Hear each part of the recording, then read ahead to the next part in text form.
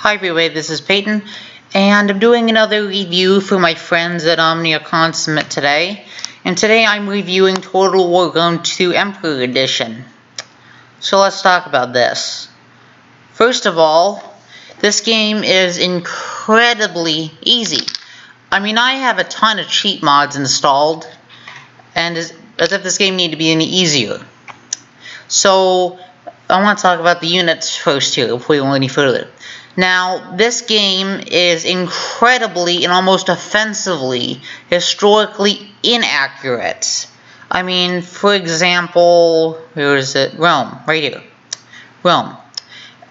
I have a mod that, makes Rome more historically accurate, but if I took away that mod, the legionaries would look nothing like they're supposed to. They're supposed to historically. When I first played this game, I put on legionaries expecting to see something historically accurate. What I got was chainmail. Legionaries did not wear chainmail. That is incredibly historically inaccurate. I mean, they wore Lorca segmenta, which was like steel plate armor. Like strips of steel woven together to make armor. And also these generals are another mod that I have. And now let's talk about some of the barbarians, for example. It's right here. So look at this. Gallic tribes. Galatia, or Gallic, or whatever. Gallic tribes, or Celtic tribes, these people right here, except for Galatia, pretty much all these factions here occupied what is now France. And they pretty much all of them have the same unit roster. Everyone except for Galatia, I'm pretty sure has the exact same unit roster, and I can prove this by going to the custom battle, and I'll show you a few of these for comparison. So the Treveri and the Sequani. Let's take a look at that. And the Nasamones too. Okay. Where is it? Treveri. Okay, let's take a look at this unit roster right here. Now, not all these units are bad. Levy Freemen are actually one of the best units in the game. They're cheap, they have a javelin, they're not that bad. These units aren't bad. I'm not complaining about the units, I'm complaining about how similar they are to each other and by faction. And here's the Treveri, here's the Sequani. Notice any differences? It's literally the exact same roster. Every region, every faction has the exact same unit roster. Let's take a look at a Middle Eastern faction, Maine. Now, these people occupied what is now Saudi Arabia. Maine. Now, let's take a look at another faction from the same region, Saba. Same unit roster. Every single faction can be a carbon copy of another faction.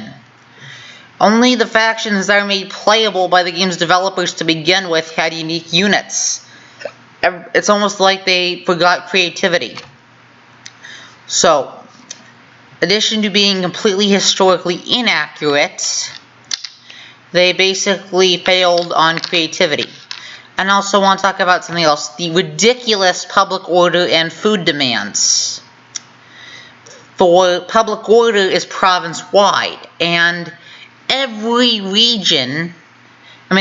city in that province gets a public order penalty if a faction takes one of the cities in that province, even if it's a city you already own.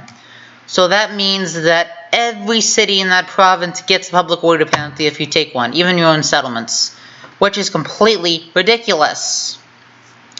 And a big difference here between this game and Empire, which actually I think is good, is because when a rebellion happens, it only starts out with 4 units, and if not taken out quickly, it can grow to 20 units within 5 turns.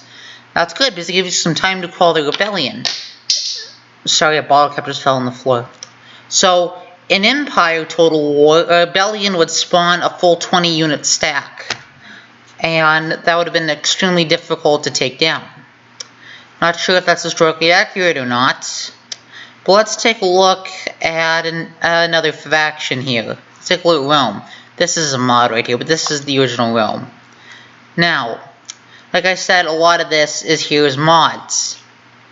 But this is Rome if it were actually historically accurate. Normally, it's not like this. The people made this a terrible job of historical accuracy. So now I'd like to show you some gameplay. I've been playing as Rome. Rome has access to some decent units. Even in the beginning, they have access to some decent units. I mean, their legionaries can practically kill anything. They're very heavy infantry, and they're very useful. Now, I wouldn't have such a problem with their historical inaccuracy. You know, I do have a big problem with their historical inaccuracy, but I wouldn't have as big a problem with it if they. I don't know what I'm saying. What am I trying to say here? I would have a bigger problem with it if they weren't so good at. I mean, if they weren't such a good unit. They may be completely historically inaccurate, but they are very decent units. In fact, pretty much all the units that Rome can recruit are very good. Very good. Even in the beginning, they can recruit Hastati, which are heavy infantry, but they're a very good unit. You know, and look at these mercenaries right here. Samnite warriors, hoplites, Etruscan hoplites. These are all very heavy infantry. The only problem I have with these mercenaries, though, is while they may be good, they also have a ridiculous upkeep cost. I mean, look at this, 240 gold. This is also mods as well. I mean, mercenaries, while good, they take up a massive chunk of your income if you have them. And also, this is mods as well. Your fleets can be completely useless. At the beginning of Total War Rome 2, fleets of transport ships were better than fleets of actual navies. But they nerfed that, so now fleets are better than they used to be. Which is good, but not all these ships are actually practical for taking a city. And another thing that the game developers did that wasn't very good is about the DLCs in this game. The vast majority of DLCs for this game are just flat out crap. I mean, Caesar and Gaul, let's see, that adds in just that. It's like, I think it's the worst out of all the campaign DLCs. Now let's look at the custom battle. The majority of DLCs that add in new units are complete crap. Let's take a look at the Roxolani, for example. Now, these were not in the game originally. This was not in the game originally. In fact, Roxolani, the Massagetae, and Royal Scythia, the nomadic factions, literally can only recruit cavalry units in the base game. They can only do that, which makes them practically useless as a faction, because they can't take a city. They just can't. I mean, how can you take a settlement that has walls with only a cavalry unit? You just can't do that. And let's also talk about, Epirus for a second. Epirus has one of the best unit rosters in the entire game, with access to some of the best mercenaries and even elephants right off the bat. But the sad thing, though, is they start a war with Sparta, and you play as Epirus, you're likely to find yourself at war with the entire world the first 20 turns in. Rome, the RDI, Athens, Macedon, they'll all declare war on you within the first 15 turns. You won't last 2 turns on Legendary if you play as Epirus. And Carthage. Carthage is supposed to have been one of the most powerful factions in the ancient world, even going up against Rome. But here, they rely just too heavily on mercenaries. And I already said how much mercenaries take out of their income. I mean, it's like this game expects you when you play as Carthage to use mostly mercenaries, but remember how much they all cost. And the units you start out with for Carthage aren't very good. Libyan hoplites are medium melee infantry. They can't kill anything. Now, Sacred Band, Numidian noble infantry, and late Carthaginian hoplites, as well as Libyan infantry, are actually really good. But you can't get those till late game. In fact, for pretty much every faction, you can't get access to the best units till very late game. And also about Sparta. Sure, Sparta does give you the 300 type feel, but this is something that bothers me for all the Greek factions. Their hoplites, almost all the hoplite units in this game, don't wear Corinthian helmets, which is not historically accurate. Hoplites back then wore Corinthian helmets. And also, what was I going to say?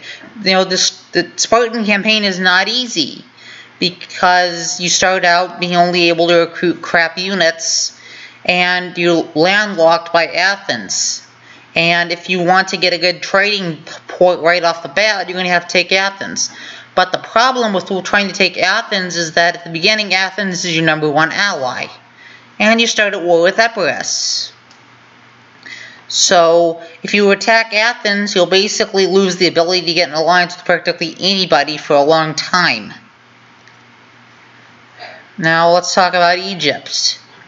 Egypt has probably the best financial starting position in the entire game, with the ability to recruit massive armies extremely fast because of their good financial starting position. That would be better if their units weren't complete crap. Like, for instance, Egyptian pikemen, Egyptian infantry, Nubian spearmen, they're all crap. They can't kill anything. And they're all like medium infantry. They can't kill anything. They'd have to be in a massive number to destroy anything. So, overall, I do really enjoy this game, and I would definitely recommend it.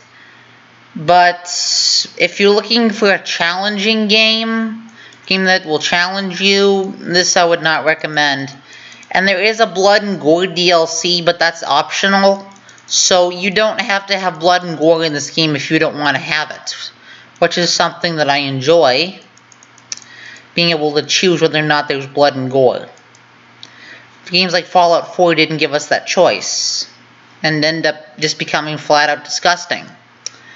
So, yes, I'd recommend this game. Thank you for watching. Goodbye.